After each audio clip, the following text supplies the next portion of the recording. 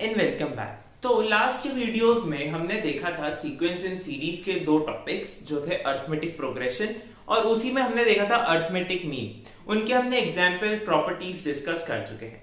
अब हमारे पास एक नया टॉपिक है जो है ज्योमेट्रिक प्रोग्रेशन, जिसको आप बोलते हैं जीपी। जैसे अरिथमेटिक प्रोग्रेशन को एपी बोलते हैं वैसे ज्योमेट्रिक प्रोग्रेशन को जीपी बोलते हैं। सबसे पहले हम इसका डेफिनेशन समझ लेते हैं। तो ज्योमेट्रिक प्रोग्रेशन होती क्या है? अ सीक्वेंस, ये एक ऐसी सीक्वेंस है, is called GP if each term is non zero, अगर हर term not equal to zero हो और जो दो टर्म्स हैं इनका रेशियो जो हो वो एक कांस्टेंट हो और k देखिए। अब यहां पर आप k इक्वल टू 1 रखिए। k इक्वल टू 1 रखने पे क्या आएगा आपके पास? a2 upon a1। अब आप क्या रखेंगे? k इक्वल टू 2 रखेंगे तो आपके पास आएगा a3 बाय a2। ऐसे करते करते जो आपकी सारी टर्म्स है उनका जो रेशियो है वो कांस्टेंट होना चाहिए r। जितनी भी टर्म्स हैं उनका जो रेशियो है वो क्या होना चाहिए? एक कांस्टेंट होना चाहिए r।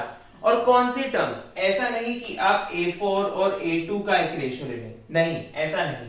कॉन्जिक्यूटिव टर्म्स होनी चाहिए। अगर यहाँ पर a2 है तो उसका +1, a2 है तो +1 यानी 3। कॉन्जिक्यूटिव टर्म्स होनी चाहिए, कॉन्जिक्यूटिव टर्म्स, या आप बोल सकते हैं सबसीक्वेंट टर्म्स होनी चाहिए या फिर फॉलोइंग टर्म होनी चाहिए। ठीक है, जैसे 2 की फॉलोइंग टर्म होती है 3। और अगर आप उल्टा चलना चाहते हैं तो आप बोल सकते हैं a3 की प्रीसीडिंग टर्म, प्रीसीडिंग मतलब पहले वाली एक टर्म, और उसकी प्रीसीडिंग टर्म का जो रेशियो है वो एक कांस्टेंट होना चाहिए r। ठीक है, सपोज अब ऐसा करते हैं, हम मान लेते हैं a1 is equal to a। अगर a1 a हो जाता है तो a2 क्या होगा? हमको पता है a2 upon a1 is equal to r, ये हमने यहां पर देखा कांस्टेंट। तो a2 क्या हो जाएगा? a2 is equal to a1r। तो और a1 की टर्म है हमारी ar, a1 की वैल्यू है हमारी a, तो ये हो गया ar। ऐसे जब आप a3 निकालेंगे तो a3 bye a2 is r, तो यहां पर आ जाएगा a3 is equal to a2r, a2 is a into r, तो a2 की जगह हम रखेंगे ar और इंटू r, ये हो गया ar स्क्वायर। तो ऐसे ही करके आप जब सारी टर्म्स निकालेंगे तो हमारा जो नई सीक्वेंस बनेगी ar square, ar cube and up to ar की पावर n-1, ar की power n and so on. अगर इनफाइनाइट सीरीज है तो ये चलती जाएगी, राइट? अगर एक इनफाइनाइट सीक्वेंस है, देखिए यहां पर ये इनफाइनाइट सीक्वेंस है तो उसकी जो ज्योमेट्रिक प्रोग्रेशन बनेगी वो भी इनफाइनाइट होगी, और ज्योमेट्रिक प्रोग्रेशन का जो सीरीज बनेगी वो भी क्या होगी? वो भी इनफाइनाइट होगी। अब सीरीज आपको पता है, सीरीज क्या होती है? सारी टर्म्स का ऐड, यानी कि a plus ar square plus ar cube plus ar की power n plus so on. तो अगर कोई सीक्वेंस है तो उसकी सीरीज बनती है। अगर सीक्वेंस इनफाइनाइट तो सीरीज भी इनफाइनाइट, और अगर सीक्वेंस जो है वो फाइनाइट हो जाती है कि यहीं पर खत्म हो रही है तो उसकी जो सीरीज है वो भी फाइनाइट होती है। ये हम देख चुके हैं। ठीक है, अब ऐसा करते हैं, हम एक बार स्टैंडर्ड नोटेशंस देख लेते हैं कि जैसे अरिथमेटिक प्रोग्रेशन में हमने स्टैंडर्ड नोटेशंस देखे थे कि a क्या होता है, d क्या होता है, n क्या होता है, nth टर्म क्या होती है।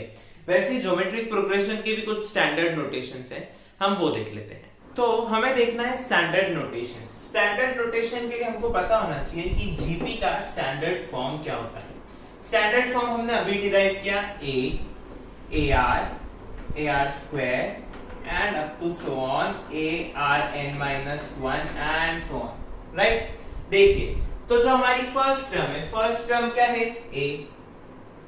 लास्ट टर्म अगर फाइनाइट सीरीज है तो उसकी लास्ट टर्म को हम डिनोट करते हैं l से, या फिर जैसा हमने AP में किया था an, तो यहाँ पर भी आप an यूज कर सकते हैं लास्ट टर्म। फिर number of terms, number of terms जो है वो होती है n। फाइनाइट के लिए क्या होती है? n। कॉमन रेशियो हमने देखा था कि ar अपॉन a जो है हमारा a2 बाय a1 वो कितना था? r। और यही हमको क्या मिल रहा था? सारी टर्म्स में कॉमन रेशियो मिल रहा था, राइट? तो common ratio is denoted by r and then sum of first n terms, sum of first n terms is denoted by sn। जैसा एपी में था sum of first n terms is denoted by Sn, वैसा ही यहाँ पर है। अब एक और बात क्या आती है यहाँ पर, जो an है उसकी वैल्यू क्या होगी, an की वैल्यू आपको सारी टर्म्स में क्या दिख रहा है कि a तो आएगा ही आएगा, राइट। उसके बाद r की पावर्स, जो r है हमें उसकी पावर्स अलग मिल रही है, यहाँ पर भी r है तो उसकी पावर 0, फिर 1 2 एंड सो ऑन। तो अब देखिए उसका हम पता कैसे करें। लास्ट टर्म मतलब ये कौन सी टर्म है, ये है आपकी nth टर्म, राइट। ये कौन सी टर्म है, nth टर्म। तो देखिए फर्स्ट टर्म में r की पावर 0, सेकेंड टर्म में r की पावर 1, थर्ड टर्म में r की पावर 2, यानी कि जौन सी टर्म चल रही है उससे एक कम पावर, राइट। तो an मतलब nth टर्म में a r की पावर होगी n-1, राइट। सो AP की जो nth टर्म, सॉरी GP की जो nth टर्म होती है वो कैसे डिनोट होती है, a r की पावर n-1। AP की जो हमारी nth टर्म थी an, वो हमने बोली थी a plus d into n-1, ठीक है। a प्लस, वहां पर प्लस का सिंबल यूज होता था क्योंकि AP क्या होती थी, दूसरी टर्म्स में डिफरेंस होता था, फर्स्ट और सेकेंड टर्म में डिफरेंस होता था, राइट। और जीपी में क्या होता है, यहाँ पर किसी चीज का मल्टीप्लाई होता है। तो यहाँ पर देखिए मल्टीप्लाई का साइन है, a इंटू आर की पावर n-1।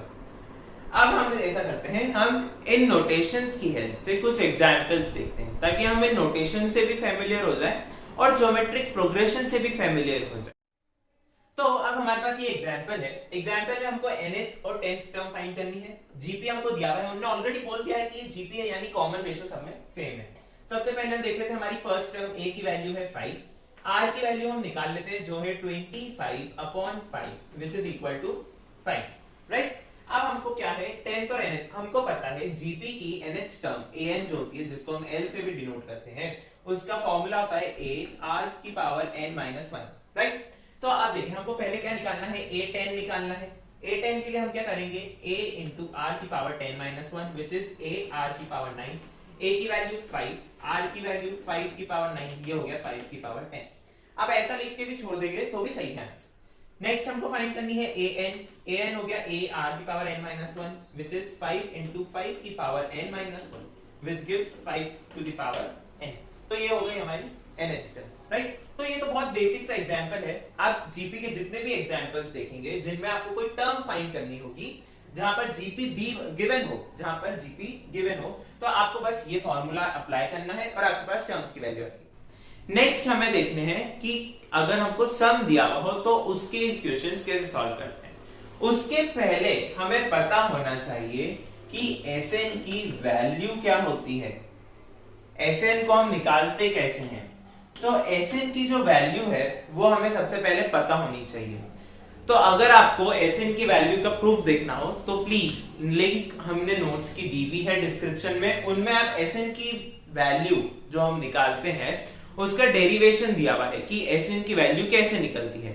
यहाँ पर तो मैं डायरेक्ट वैल्यू लिख देता हूं कि Sn की जो वैल्यू होती है वो होती है a r की पावर n-1 अपॉन r-1, ठीक है। और हम एक और वैल्यू यूज करते हैं a 1 माइनस r की power n upon 1 minus r। अब आप बोलेंगे कि ये दो अलग अलग वैल्यू क्यों, इधर कंडीशन अप्लाई हो जाती है कि जब हम ये वाली वैल्यू यूज करते हैं यहाँ पर r जो होता है वो होता है लेस देन 1, और जब ये वाली वैल्यू यूज करते हैं तब r होता है ग्रेटर देन 1, राइट। तो आपको बस आप इन दोनों फॉर्मूले को, अगर एक फॉर्मूला भी आपको याद रह जाएगा तो दूसरा अपने आप याद आ जाएगा कि a r to the power common ratio to the power number of terms minus 1 upon r-1, ये तब यूज करते हैं जब r ग्रेटर देन 1 हो, और a into 1 minus r to the power n upon 1 minus r तब use करते हैं जब r क्या हो, लेस देन 1, ठीक है। तो ये है हमारा सम का क्वेश्चन। इसमें हमें क्या दिया है कि sum of first 3 terms of a GP is 13/12 and their product is -1। तो हमें जो टर्म्स है और उनका जो कॉमन रेशियो है यानी जो r की वैल्यू है और जो तीनों टर्म्स हैं वो फाइंड करनी है। हम मान लेते हैं हमारी टर्म्स हैं a/r, a एंड ar।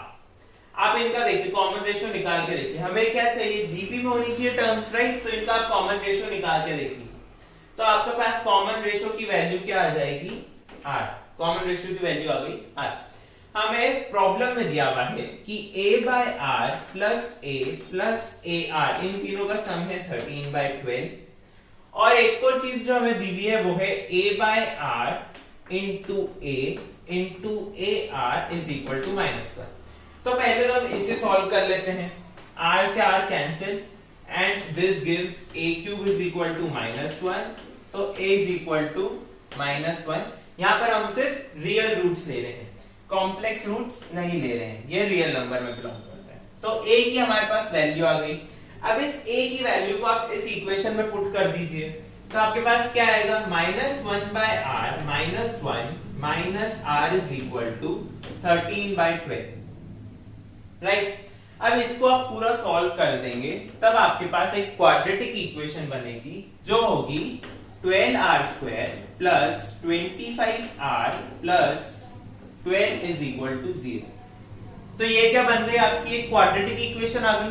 अब क्वाड्रेटिक इक्वेशन को सॉल्व करना आपको आता है श्रीधराचार्य फॉर्मूला से, जो फॉर्मूला है हमारा x is equal to -b plus minus root b² minus 4ac upon 2a।